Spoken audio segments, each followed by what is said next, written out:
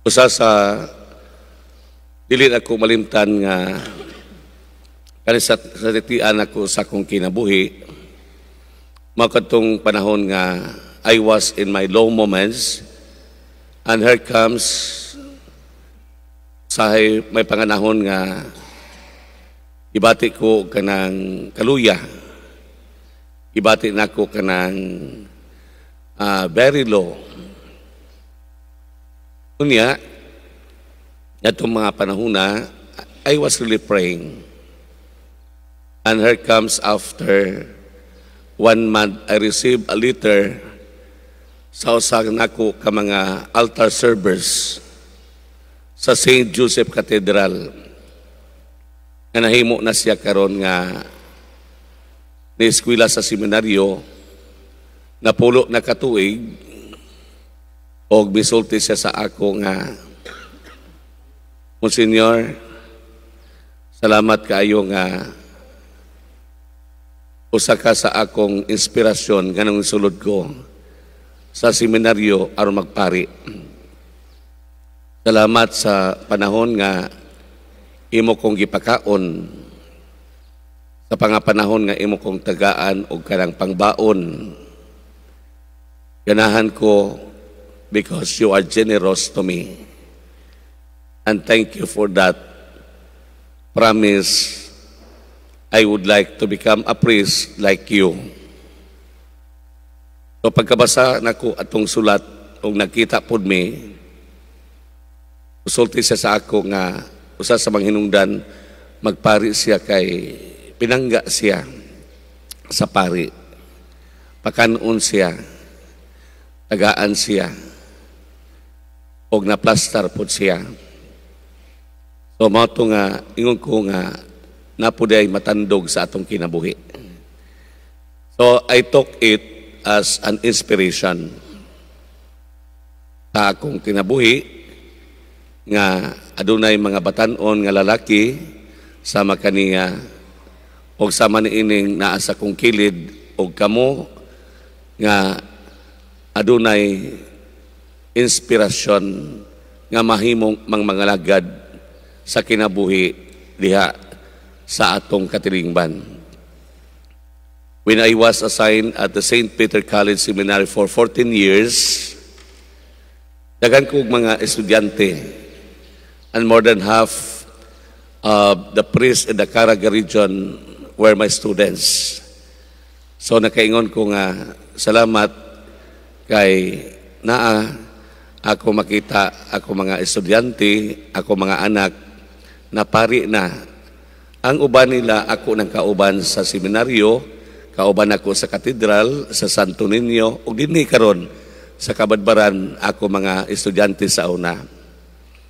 I am now 27 years as priest, and I thank God for giving me so much of inspiration that there is really joy to continue serving the Lord as priest, to become more humble, patient, understanding, and generous to people diha sa pagpangalagad.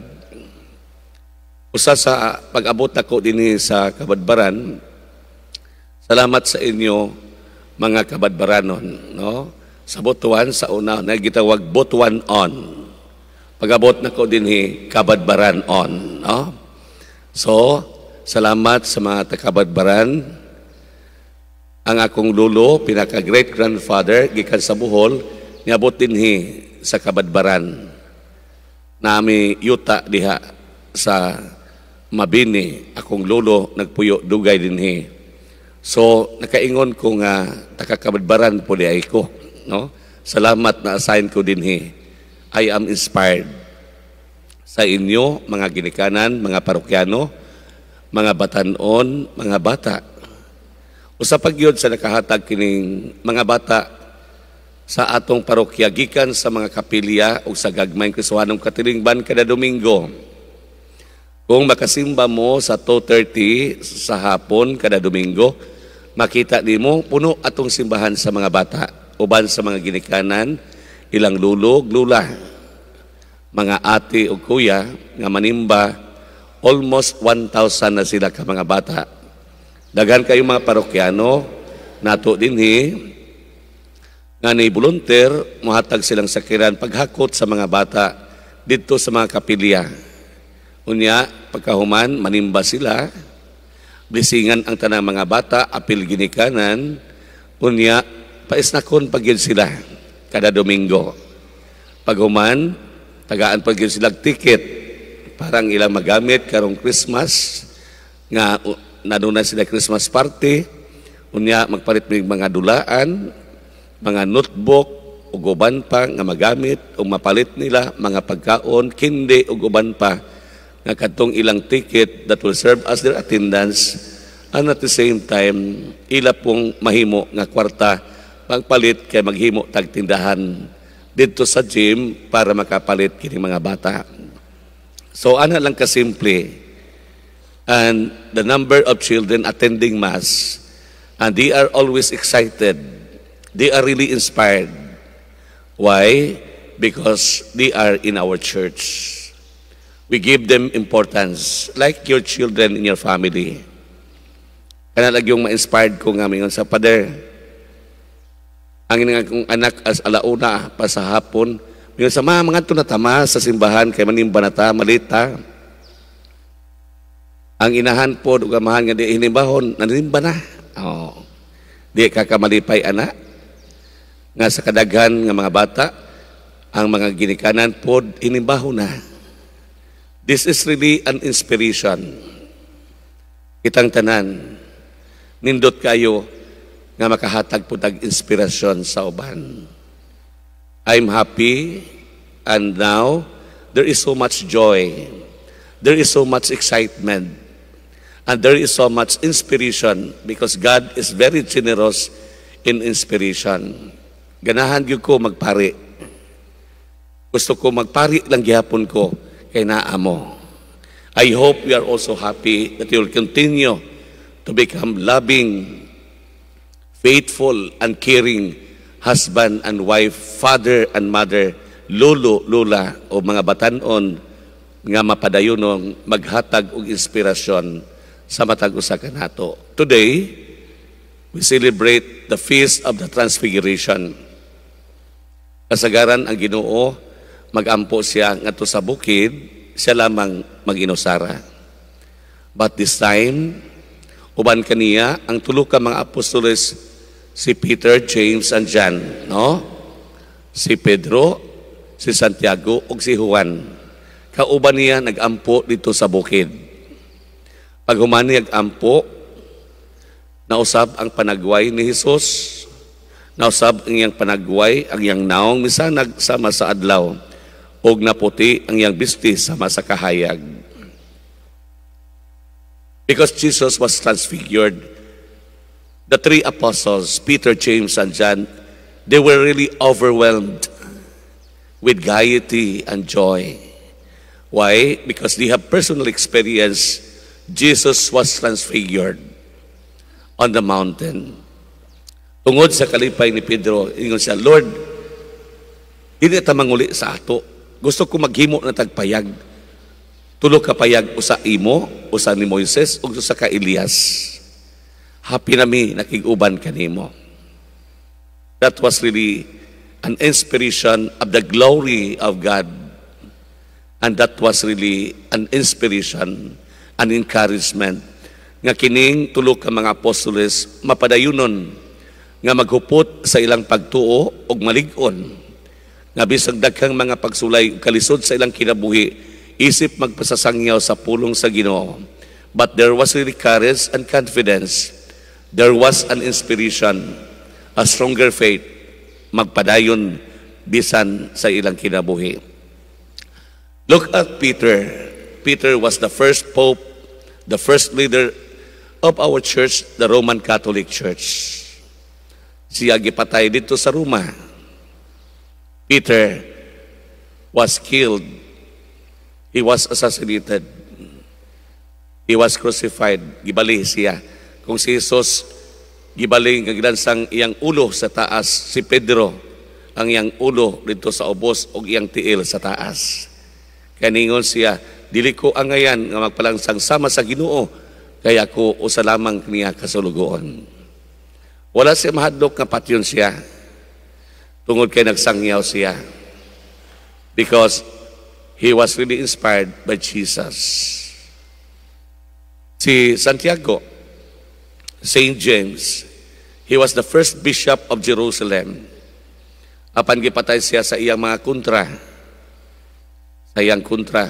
Tungod kay nagpuyo siya sa kamatuoran o sa pagtuo, sa pagsangyaw, sa pagpuyo that Jesus is an inspiration. Look at John, usa sa mga ebanghelista. Matthew, Mark, Luke, and John. Siya, tungod kay nagsangyaw siya, straightforward, daghan mga tao nga maigo niya because he was living a prophet. Bato-bato sa langit ang matamaan, huwag magalit. Igo ang mga tao, labi na katong mga Parisiyo. Kung siya gibuhat, ipatay siya. Gibutang siya sa usa ka baril nga nagbukal ang mga oil, lana. O gitabunan siya, patay siya. So silang tulo nangamatay, nagpakamatay sa pagtuo nila sa Ginoo. Why? Because they were really inspired. Naghatag kanila inspirasyon ang Ginoo. My dear friends, sisters, and brothers, today, this morning, we are here in our church and we have a lot of inspiration. God is very generous in inspiration. Padayon mo, mga inahan, amahan, nga mahimo ka mong inspirasyon, nga maningkamot inyong anak, nga dili sa mawadaan sa kadasig, sa paglaom, nga makita mo nila, nga nagsakripisyo, o naghatag mo nila, o giya, direksyon, nga magpuyo sila sa kinabuhi, nga matarong. Mga anak, atong tagaan, o inspirasyon atong mga ginikanan. Karon kay tigulang na sila, ang uban nag-Alzheimer na, palihog mga anak, we have to give our time, our love, presence, and our care to our aging parents, ato mga lulog-lula nga naana sa ilang higdaanan. Point of departure, give your time and give your inspiration. No? Hatag ta sa atong panahon o presensya nga mamahimo kitang mga maayo o naghatag inspirasyon. While we are still alive as a family, let us stay together, love one another, support each other, pray with one another. United, we are stronger. Padayon, be an inspiration ngadto sa kinabuhi. Lastly, ako ning balikon gyapon ang akong friend si Angeli. Ako ni siyang amiga nga nakakita naman mo niya katong speaker sa 7 Last Words, katong usa ka babata nga makalilimos sa St. Joseph Cathedral, nga walay kamot, wala siya tiil.